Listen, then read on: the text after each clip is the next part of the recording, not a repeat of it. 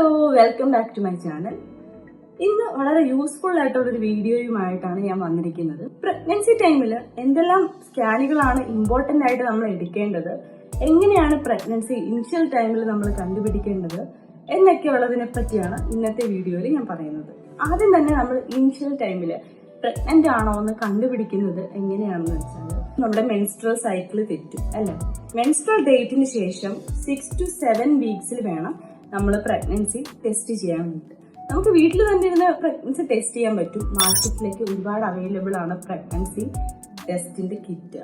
അപ്പം അത് വെച്ചിട്ട് അതിലുള്ള ഡിസ്ക്രിപ്ഷൻസ് വായിച്ച് നോക്കിയിട്ട് ടെസ്റ്റ് ചെയ്യുക. മുകളിൽ കാണിച്ചിരിക്കുന്നത് പോലെ ഡബിൾ മാർക്കാണ് വരുന്നതെങ്കിൽ കൺഫേം ആയിട്ട് പ്രഗ്നന്റ് ആണ്. ഡബിൾ മാർക്കല്ല, സിംഗിൾ മാർക്കാണ് വന്നിരിക്കുന്നതെങ്കിൽ പോസിറ്റീവ് അല്ല, നെഗറ്റീവ് ആണ് എന്നാണ് അതിനർത്ഥം.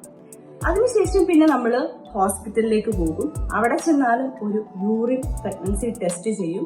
പിന്നെ β-HCG ലെവലും ടെസ്റ്റ് ചെയ്യും. β-HCG ലെവൽ 25-ന് മേളിലാണെങ്കിൽ കൺഫേം പ്രഗ്നന്റ് ആണെന്നാണ് അതിനർത്ഥം. 6 to 8 വീക്സിൽ കുട്ടിയുടെ ഹാർട്ട് ബീറ്റ് ചെക്ക് ചെയ്യുന്ന ഒരു സ്കാൻ ഉണ്ടാവും. അത് ഈ ഒരു പീരീഡിൽ തന്നെയാണ് നടക്കുന്നത്. അതിനുശേഷം ഏറ്റവും ഇമ്പോർട്ടന്റ് ആയിട്ടുള്ള ഒരു സ്കാനാണ് 11 to 14 വീക്സിൽ നടക്കുന്നത്. NT സ്കാൻ എന്ന് പറയും. അതിൽ ക്രോമസോമൽ അബ്നോർമാലിറ്റീസും ബർത്ത് ഡിഫക്റ്റും ഒക്കെ കണ്ടുപിടിക്കാനുള്ള ഒരു സ്കാനാണത്. അത് വളരെ ഇമ്പോർട്ടന്റ് ആണ്, അതൊരിക്കലും മിസ് ചെയ്യാൻ പാടില്ല. 3rd മന്തിൽ തന്നെ ഡബിൾ മാർക്കർ ടെസ്റ്റ് എന്ന് പറഞ്ഞൊരു ബ്ലഡ് ടെസ്റ്റ് ഉണ്ടാവും.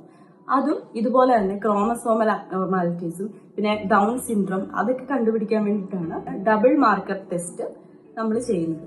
പിന്നെ 18 to 20 വീക്സിൽ അനോമലി സ്കാൻ ചെയ്യും. അനോമലി സ്കാൻ ചെയ്യുന്ന ആ ഒരു ടൈമിൽ നമ്മുടെ ബേബിയുടെ ഓർഗൻസ് എല്ലാം ഫുള്ളി ഡെവലപ്ഡ് ആയിരിക്കും.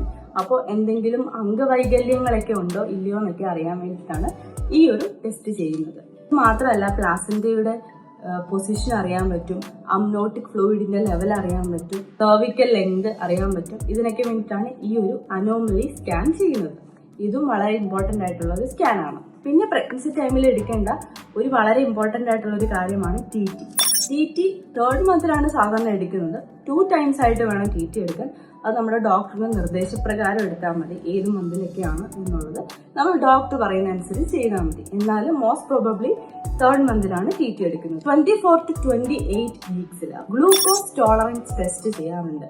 അതെന്തിനാന്ന് വെച്ചാൽ നമ്മുടെ ഭാവിയിൽ നമുക്ക് ഈ പ്രഗ്നൻസി പീരീഡിൽ തന്നെ നമുക്ക് ഭാവിയിൽ ഷുഗറിന്റെ ലെവൽ ഹൈ ആകുമോ ഇല്ലയോ എന്നൊക്കെ അറിയാൻ വേണ്ടിയിട്ടുള്ളൊരു ടെസ്റ്റാണ്. 34 to 38 വീക്സിനുള്ളിൽ ഒരു സ്കാൻ ഉണ്ടാവും. അതിനോടൊപ്പം തന്നെ ഡോപ്ലർ സ്കാനും ഉണ്ടാവും.